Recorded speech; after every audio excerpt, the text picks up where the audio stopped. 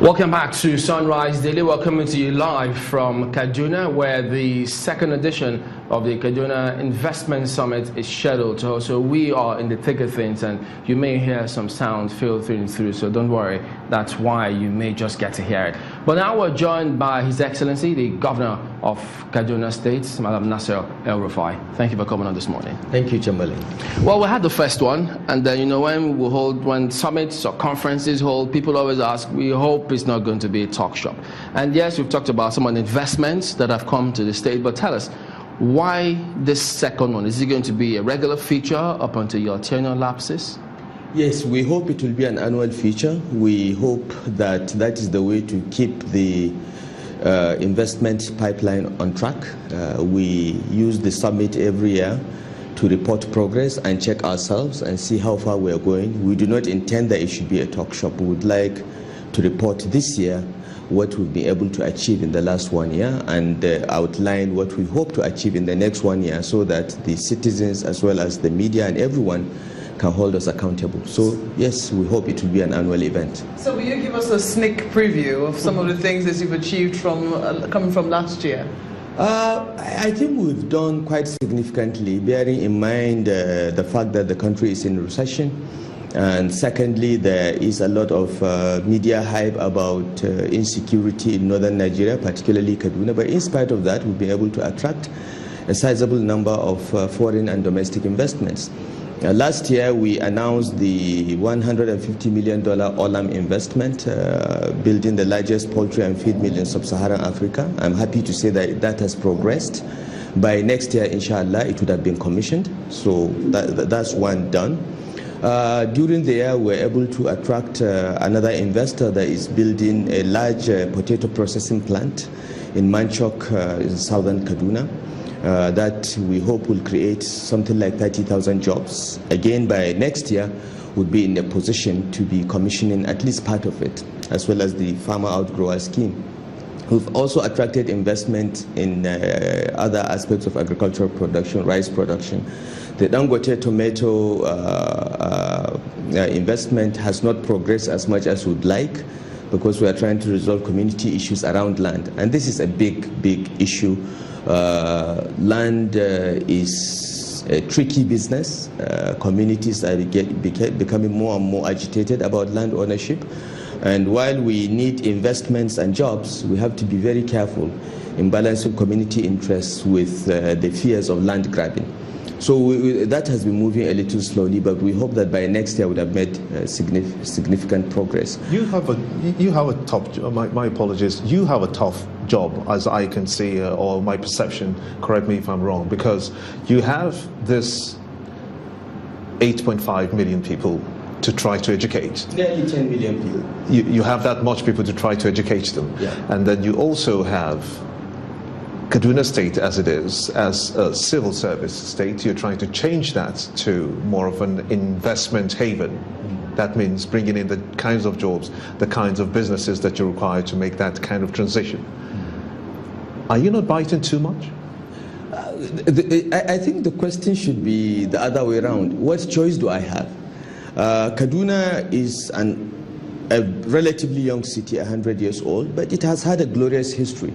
Kaduna was referred to as the Manchester of Nigeria. It did not start strictly as a civil service town, though Lugard intended it so. We had the largest concentration of textiles in Nigeria at a point here, employing over 30,000 people. The textiles sector in Kaduna has more or less collapsed. Jobs have been lost. We have about 10 million people, and 89% of them are below the age of 35, which means we have a very young population with potentials for being a big benefit, but with the risk of being a great disaster if we don't educate them and give them job opportunities. So we don't have a choice. I think part of the reason why the PDP government was voted out was to address this, so we can't run away from that. It is a tough job. I have said last year, and I'll repeat it this year, the worst job in Nigeria today is to be a state governor. But we are here, and we have to do the best we can to address the problems. Like that from outside, well, they want to get in. Yeah, they want to get in, and they are welcome. The concern is why do they want to get in? the pay is poor, the hours are long, and that will not stop you from running again. I will run again if I see significant progress being made and if the people of Kaduna State think I should run. But really, it's not a job that my family and my friends think is a great job. It's not. It is a very difficult job. We have come in at the wrong time, in the sense that there are no resources to implement one's vision. But we are here, and our job is to solve the problems the best way we can, and we're working very hard at it. But yeah, it is tough. But I'm sure that the people watching us now and watching you will want to know about one key area of the Kaduna State economy, which is the textile. You just mentioned it just briefly. Yes. You have just one of the textiles, if I'm going by my record, that is functioning now. Yeah. What do you intend to do? Two. UNTL, United Nigeria Textiles, is functioning, and there is another textile producing blankets and so on. Two are functioning out of about a dozen. What are you going to do to revive that sector? Well, we are working. One of the textiles, the very first one, Kaduna Textiles Limited, is owned by the 19 northern states.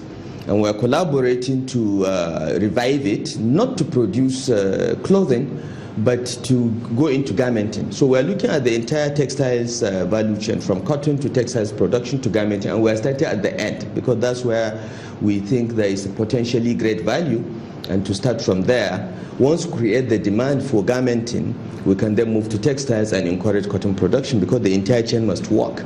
But we had to strategize and pick that, and we've gone into a partnership, the 19 northern states, with a Turkish investor that is coming in to take over Kaduna Textile, rip out all the old 1950s machines, and build a garmenting plant where the uniforms of the Nigerian Army, Air Force, Navy, and all the police and paramilitary personnel, about 1.5 million such people, will be produced. That's the first step. The second step is to start producing T-shirts and shirts for Boss, for Ralph Lauren, and so on, which is what Bangladesh, Madagascar, and Mauritius do right now, even though they don't produce cotton. So we think that that's the way to start. And the other textile companies are privately owned, and we are working with the investors to see what we can do by way of incentives to get them to open. The key issues are power. Okay, that's one of the problems that kill the textiles in Kaduna. We are resolving that because we are bringing 30 megawatts of hydropower from Gurara direct into the industrial area in Kaduna. So by the end of this year, inshallah, our industrial area in Kakuri, as well as the one in Kudenda, would have uninterrupted power supply. That will be dedicated. So we hope we'll have resolved the power problem. The second problem is water. The Kaduna State Water Board will provide water, and textiles use a lot of water, free of charge to all the textiles for 5 years once they restart production. So this is our way of incentivizing and subsidizing them so that they can be competitive and resist the dumping from China that we are currently suffering from. So we're doing our best to revive it. Imagine if we're able to get 30,000 jobs back into Kaduna. The problems that we have faced of division, of youth violence will be seriously addressed. So we are working very hard on it, and we are happy that we've got the support of the federal government by way of electricity and so on. And the Bank of Industry is also there to provide subsidized finance for the revival of this textile. So the components the pieces are coming together, and by God's grace, before the end of our tenure in office, would have seen some progress in that regard. You spoke about, in your opening, the security, the headlines, the challenges you had, how tough it is. How were you able to manage that, especially with investors who may have been skeptical at the time when they saw all those security headlines? Well, you know, those that are really on the ground, those that are fair-minded, know that the headlines vastly exaggerate the problem. There are 23 local governments in Kaduna State.